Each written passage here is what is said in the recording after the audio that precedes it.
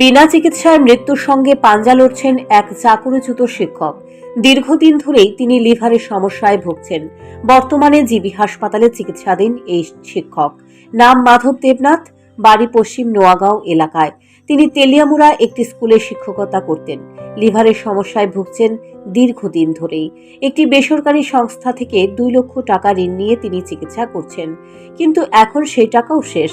8 দিন ধরেই জিবি হাসপাতালে চিকিৎসাধীন তিনি। চাকুরি চলে যাবার পর একদিকে সংসারের অভাব অনটন, অন্যদিকে অসুস্থ হয়ে হাসপাতালে চিকিৎসাধীন থাকায় স্ত্রীর পক্ষে আর চিকিৎসার ব্যয়ভার গ্রহণ করার ক্ষমতা নেই। এই পরিস্থিতিতে রাজ্যের মুখ্যমন্ত্রীর কাছে আর্থিক সহায়তার প্রার্থনা করেন অসুস্থ শিক্ষকের স্ত্রী রত্না সাহা। আমি চিকিৎসা করতে পারি না, লিভারের অনেক ওষুধের প্রচুর দাম। চাকরি থাকাকালীন আমি যাওয়াই পারছি, তাই আমি চিকিৎসা করছি।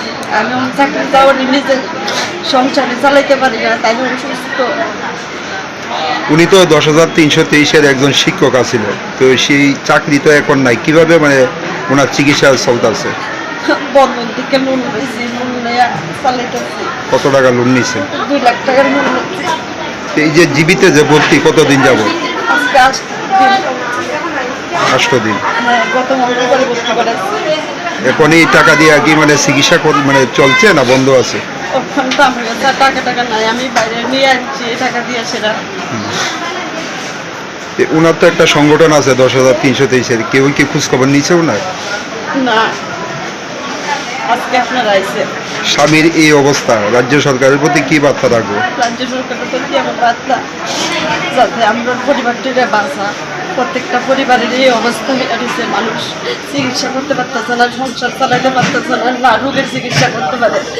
আমার রাজ্য সরকারের কাছে অনুরোধ থাকবো, প্রত্যেকটা পরিবার যেন বাঁচে। তাই একটু মানিক সরকার যদি একটু দেহে মানিক সাহেব, আমার অনুরোধ থাকবো প্রত্যেকটা পরিবারের যাতে তাই। এদিকে ক্ষতিগ্রস্ত শিক্ষকদের 3টি সংগঠন রয়েছে রাজ্যে। কেউ অসুস্থ শিক্ষক মাধব দেবনাথের খোঁজ খবর করেননি বলে অভিযোগ করেন রত্না সাহা। এই পরিস্থিতিতে তিনি রাজ্যের মুখ্যমন্ত্রী মানিক সাহার হস্তক্ষেপ দাবি করেন। মুখ্যমন্ত্রী ডক্টর মানিক সাহা এই বিষয়ে কি পদক্ষেপ গ্রহণ করেন সেদিকে তাকিয়ে অসুস্থ শিক্ষকের পরিবারের লোকেরা।